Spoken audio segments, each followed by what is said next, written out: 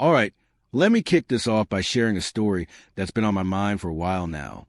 I'm Alan, just a regular guy, and I've got something to get off my chest about what it's like being a stepdad.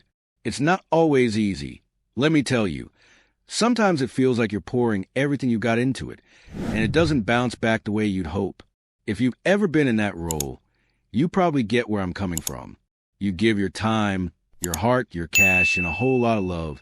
Try and fill a gap left by someone else, thinking that just showing up consistently will do the trick.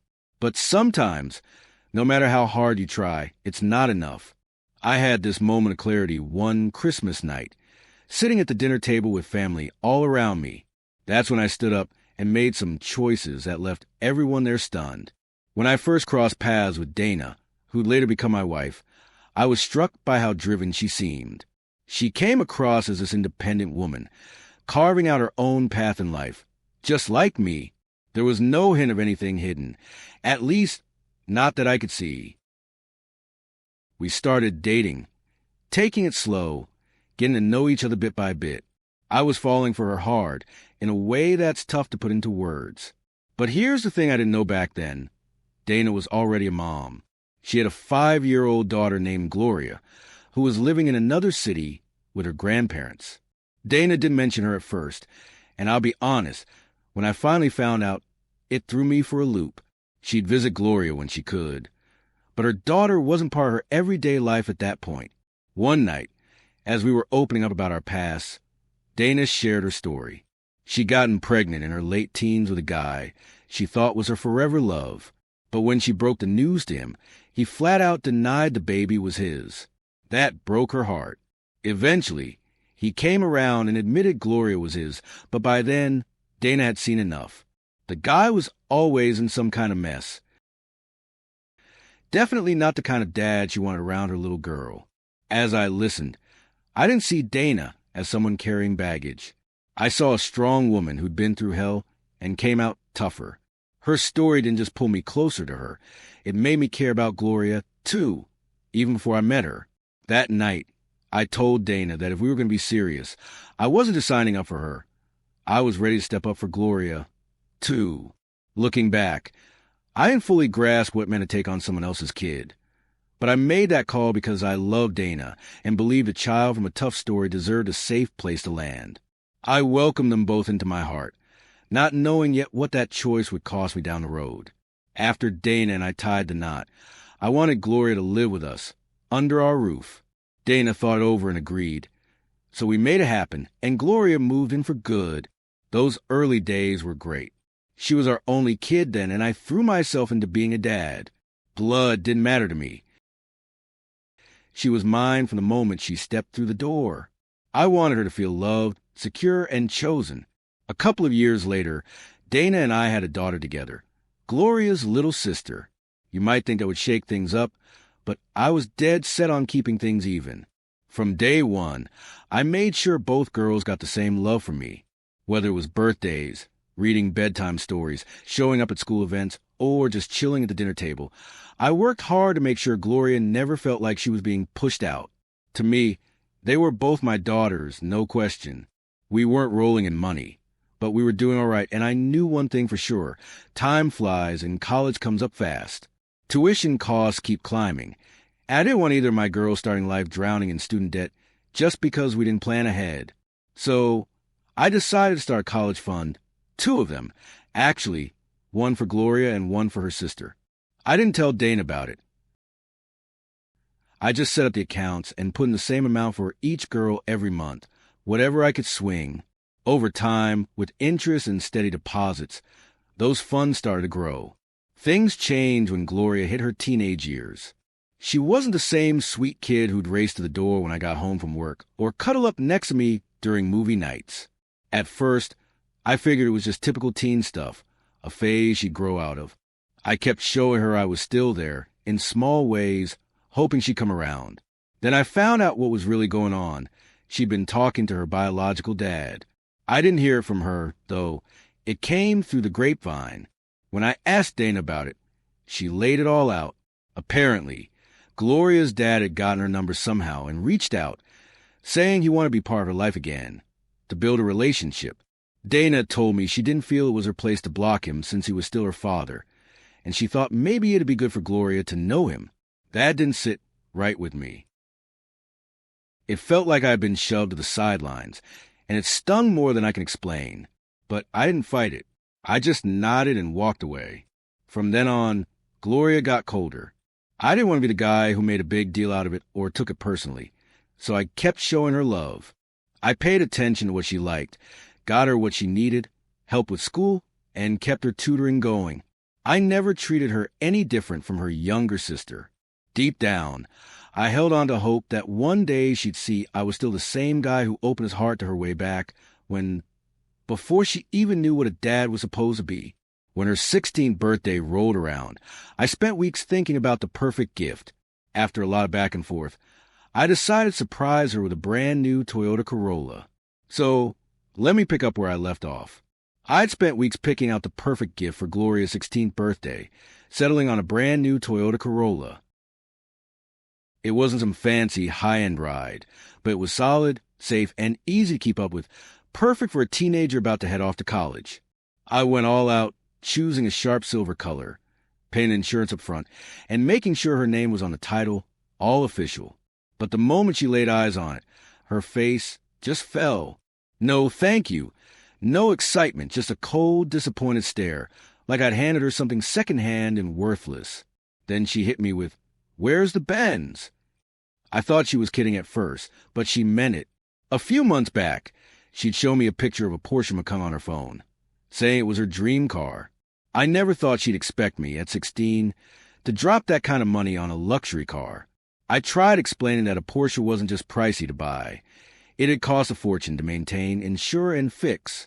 The Civic, though, was built to last, reliable, and fuel-efficient. I even told her I'd test-driven it myself to make sure it was comfortable and practical. But none of that sank in. From that day on, she held on to that moment like a grudge, and no matter what I did, it always seemed to come back to that car. I brought it up with Dana, hoping she'd see how Gloria's attitude was getting out of hand. I told her how much a reaction to the gift hurt me, but Dana just brushed it off, saying, "She's a teenager, don't sweat it." That didn't sit well with me. It gnawed at me, and no matter how many other things I did for Gloria, she never let it go. Things got worse when she started staying out late. I tried talking to her, not to nag, but because I was worried. I'd say things like, "Hey, you're getting older, I get it, but just let us know where you are. It's not safe out there at night." She'd roll her eyes, acting like I was overstepping, and snap, "You're always trying to control me." Then she'd storm out. Another time, I noticed she was hanging around some guys with sketchy reputations. I just wanted to look out for her, so I said, "Watch out for the people you're around. Not everyone's got your best interests at heart." Instead of hearing me out, she shot back, "Why do you even care? You're not my real dad." That one cut deep, like a punch that knocks the wind out of you. It felt like every moment I'd spent with her, every effort to be there, just got erased. But the worst came one night after a small argument. She lied about where she was and rolled in way past midnight. When I called her out, she stared me down and said, "Even my real dad doesn't act like he knows everything like you do. You're trying way too hard for a stepfather." That hit like a sledgehammer. In that moment, I wasn't a dad, just a stepfather who'd overstepped. And Dana, she just stood there, silent, not saying a word to back me up or tell Gloria she was out of line. That silence hurt more than anything Gloria said. It was the first time I realized I was in this fight for our family all by myself. Time moved on, and Gloria headed off to college. Despite everything, I still held on to a sliver of hope that some distance might help her see things differently. I never stopped caring, even when she acted like I didn't matter. That's just not how I'm built. When Christmas came around and she was back home for the holidays, I saw a chance to bridge the gap. I remembered her mentioning a designer bag once, just in passing, so I hunted it down, bought it, and wrapped it up carefully. I even wrote her a card, signing it Dad, because despite all the hurt, I still wanted to be that for her. I hoped that small gesture might spark something. I was wrong. Dinner that night started out fine. like any holiday meal. The food was amazing. Everyone was relaxed, and for a bit, it felt like the old days before things got so messy. We were laughing, passing dishes around, almost like a real family again. Then Dana's younger sister, my aunt-in-law, smiled and said, "These girls are so lucky to have such a great dad." I didn't expect anything, but what happened next floored me. Gloria let out this loud, mocking snort, not even looking up from her plate, and said, "Some people don't deserve to be called Dad." The room went dead quiet. It felt like someone had stabbed me in the chest and twisted the knife. Dana stared at the floor like she wished it would swallow her.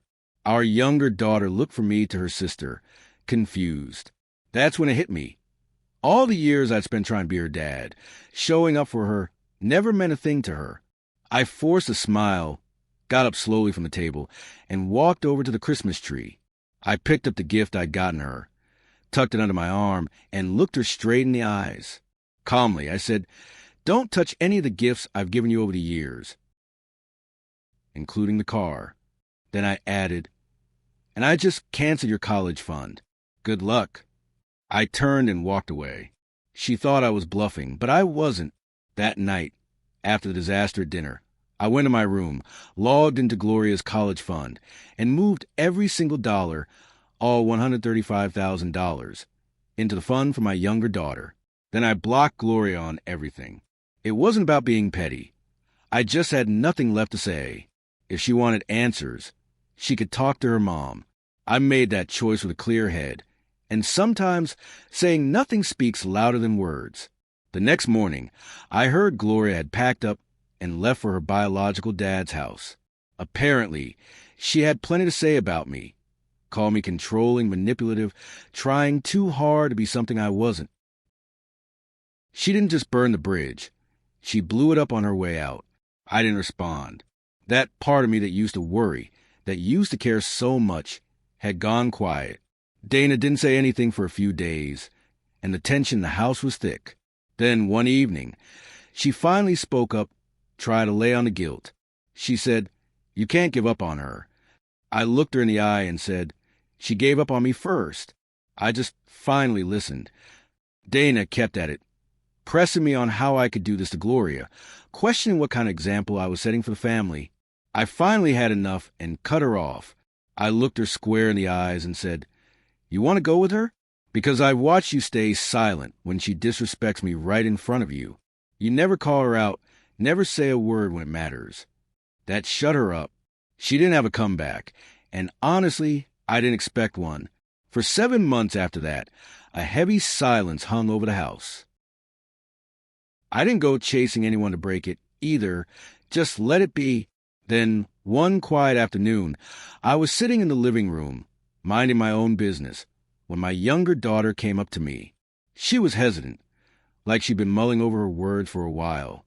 She finally asked, "Dad, can you let my sister come back home?" I leaned back, looked at her for a moment, and said, "I didn't kick her out, sweetheart." She chose to leave. The door's always been open if she wants to walk through it. Not long after, Dana joined the conversation. She'd been quiet for months, probably hoping the whole mess would just fade away. But seeing our little girl speak up gave her the push she needed. She asked if Gloria could come back, and I gave her the same answer. She's welcome to stay here, but I'm done trying to be her dad. A few days later, Gloria showed up at the house. She didn't look different on the outside, but there was something heavy about her, like she was carrying a weight. She asked to talk, and I agreed. We sat down, and she looked like she was dragging months of regret behind her. She apologized, tears streaming down her face, and said she tried calling and messaging me on every platform she could think of, but I blocked her everywhere. And yeah, I had. I let her talk, let her get it all out as she admitted she'd messed up. I didn't budge, didn't let myself soften. I wasn't about to open my heart up to that kind of hurt again. I just looked at her, calm as could be, and said, "You can stay here, but I'm not responsible for you anymore. You burned that bridge." Then I added, "And if you disrespect me again, you're gone for good." She didn't argue or push back. She just nodded. And I think right then she started to see the difference between someone who chose to love her and someone who just happened to share her DNA. Later, I found out what life with her biological dad had been like. It wasn't a fairy tale she must have dreamed up when she kept throwing him in my face, comparing everything I did to some fantasy version of him. Turns out, he couldn't give her the stability, support, or comfort I'd worked so hard to provide.